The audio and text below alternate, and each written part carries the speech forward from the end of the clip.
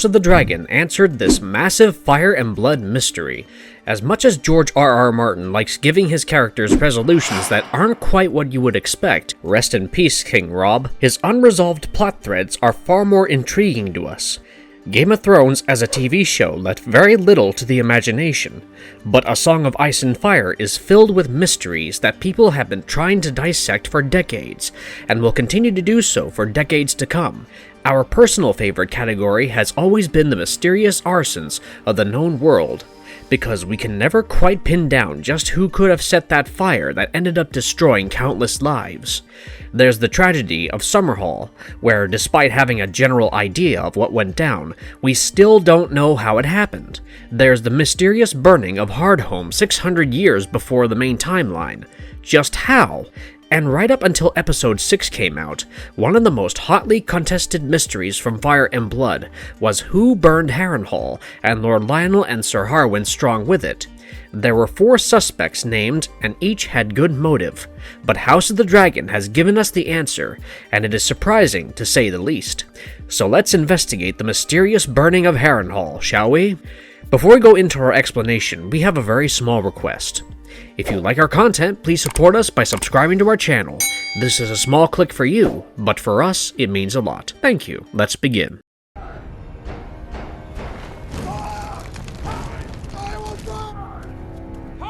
What was the mystery of the burning of Harrenhal?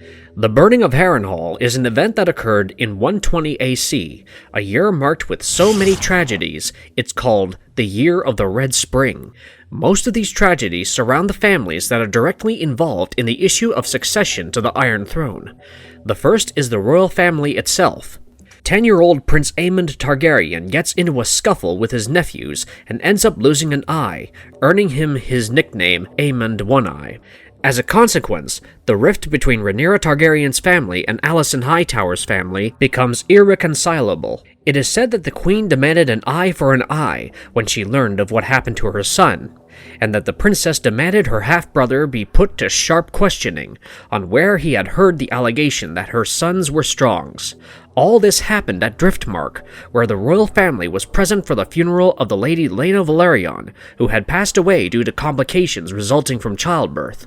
Laena's brother Laenor would follow her to a watery grave in the same year, murdered by his friend and alleged lover, Karl Corey, over some sort of dispute.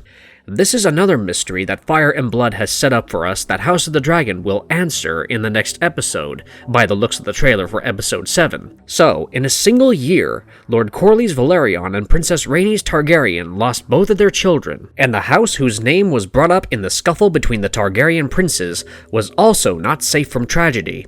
After the nasty exchange between the current queen and the prospective queen, Sir Harwin Strong, Rhaenyra's sworn shield at this point, was dismissed from his post. His father was commanded to see his son safely to his seat, where he was to assume his duties as heir to Harrenhal and stay away from court. Lord Lionel was the hand of the king, so we can assume that he would return to court after escorting his son to resume his duties, unless Viserys fired him, which is unlikely, because all accounts note that his replacement was only announced after his death, and the mystery this video is going to attempt to solve is that of Lionel Strong's death and his son Harwin's, because while we know how they died, we don't know what or who caused it. Both Strongs died in a fire at Harrenhal that, suspiciously enough, claimed only their lives. The official records blame the fire on an accident, but because its victims were so specific and few, it caused people to wonder whether it truly was an accident or an assassination. Many names were put forth as possible assassins, and all of them have viable reasons to do it, but there were 3 major suspects named in the histories. So let's look at them one by one.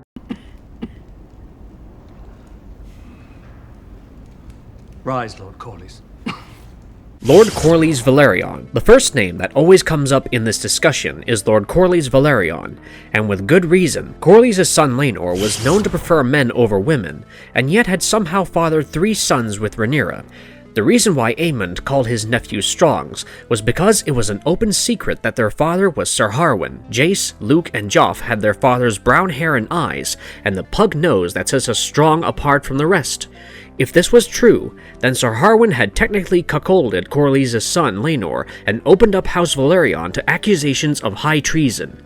It is known that the sea snake does not suffer slights to his person with grace. When Rhaenys was passed over in favor of Balon by King Jaehaerys in the matter of succession, Corlys resigned from his post on the Small Council in anger and returned to his seat with his ships, his wife, and her dragon. When King Viserys passed over Corlys' daughter Laena in favor of marrying Alicent Hightower, House Velaryon chose to not attend the royal wedding. The Sea Snake forged an alliance with Viserys' brother Daemon and waged war in the Stepstones instead, so it is not a stretch of the imagination to think that he would bring fiery retribution to the man whose actions had brought the taint of dishonor and deceit to his family's name. But the counter-argument for this is that Corlys was deep in the throes of sorrow in 120 AC. He lost both his children, and, no matter how hard a man you are, that kind of loss will always break you, even if it is for a moment. That's not to say that he couldn't pull this kind of scheme off. It just isn't his style. Corlys Velaryon has always preferred to do his business out in the open. He left his small council seat publicly. He gathered ships and men at Driftmark before the Great Council publicly. And his disrespect for House Targaryen at Viserys' wedding was also public. This personality does not lend itself to such an assassination, but as you know from episode 6, love blinds parents. So Corlys' name will never be dissociated with this mystery, but we don't think he did it.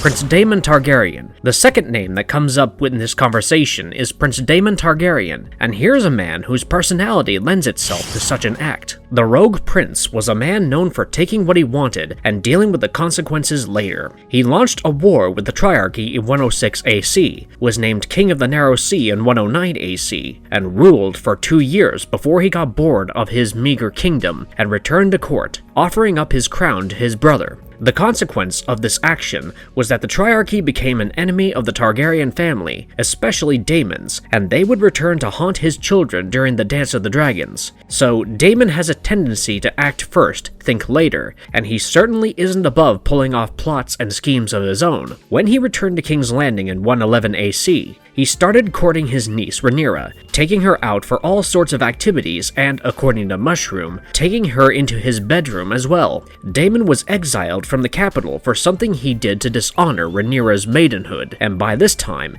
his ambition to sit on the Iron Throne was pretty well known. It is possible that Daemon had Harwin and Lionel killed just to be on the safe side, because now that he and Rhaenyra were both single again, he was not going to pass up the opportunity of a lifetime. Daemon is alleged to have eliminated any competition for Rhaenyra's hand, and it does make sense because we don't know if you guys know this, but House Targaryen's words are fire and blood. The way the entire fire situation unfolded, according to Westerosi history books at least, it seems as if it was concentrated to one location, almost as if it had been sprayed in that direction intentionally by something resembling a modern flamethrower. But while it is really appealing to think that Daemon used Caraxes to pull off the stealth skill of a millennium, it is very unlikely that he did because 1. How do you hide a dragon that is said to be half the size of Vhagar? And 2. He married Rhaenyra anyway by the end of the year. Sure, you can say that it took place after Harwin's death, but there is enough evidence in the books to suggest that he was always her first choice anyway.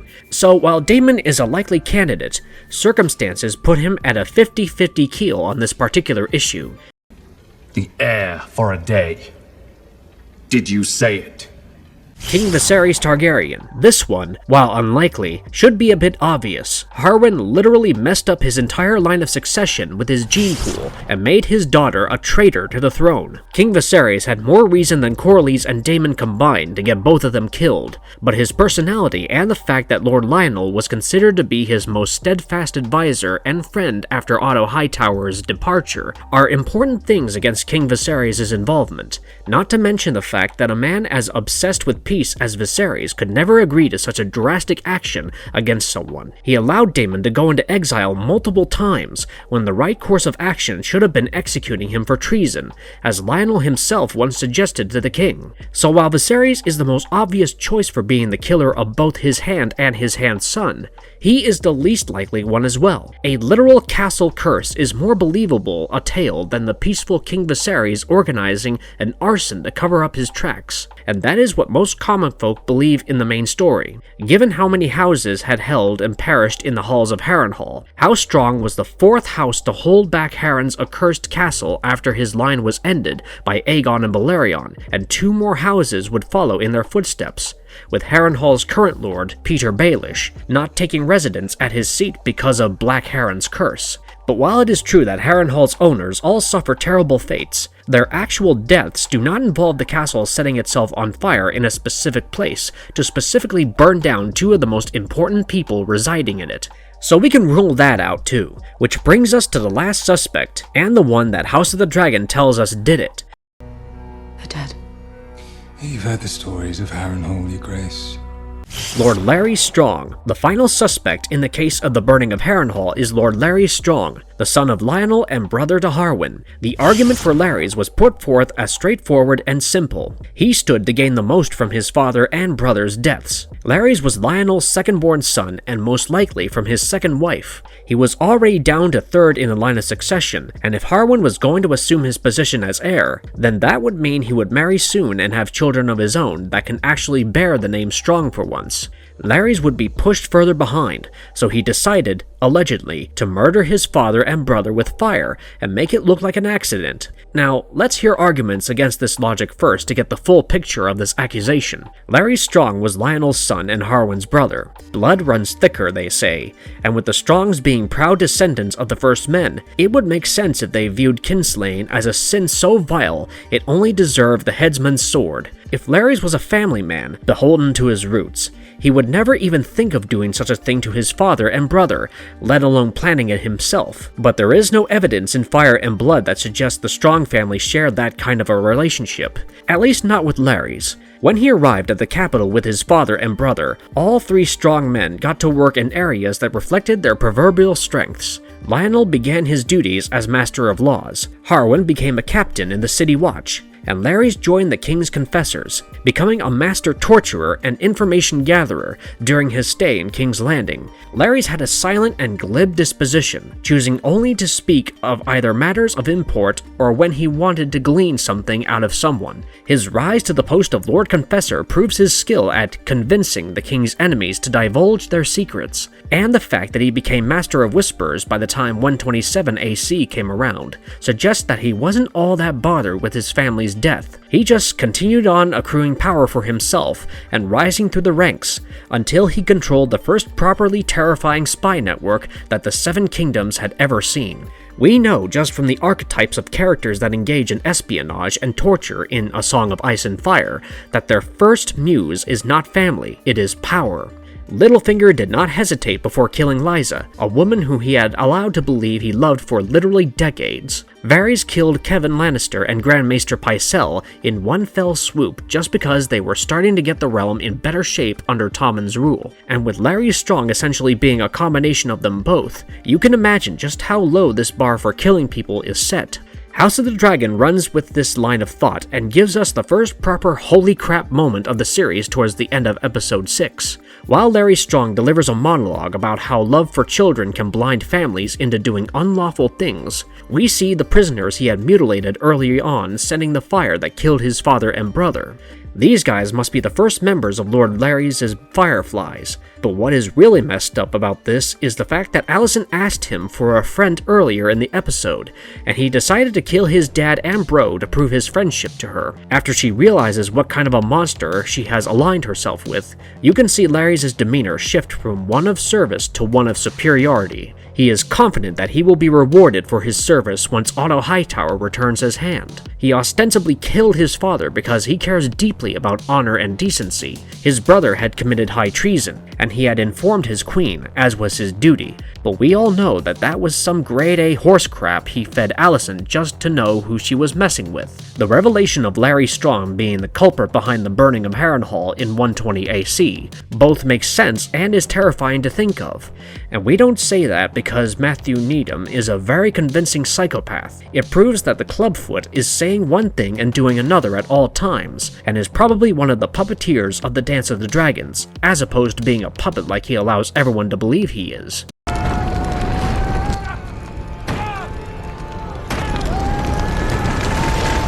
Marvelous verdict. After seeing episode 6, you could have assumed that they were setting Larys up as the killer if you had read the books from the moment he spoke to Alicent in the Godswood, but the truth is that it truly was a mystery in Fire and Blood. No one ever found out how Lionel and Harwin died. When things are put down to an accident that usually translates to causes unknown or unidentified. Larys did not go back to his seat after becoming Lord of Harrenhal. He allowed his great uncle and castellan Sir Simon to rule the castle in his stead, while he stayed in King's Landing and continued to ingratiate himself with a hand who had a known bias against Rhaenyra Targaryen. Larys Strong being revealed as the arsonist mastermind behind the burning of Harrenhal was a mind-boggling one. But for us, Fire and Blood fans, not a foregone conclusion. And if you liked our content, don't forget to leave a like and subscribe to us if you haven't already. Have a good one and be safe. Thanks everyone. Built in hubris by Harren the Black as a monument to his own greatness. Blood mixed into the mortar.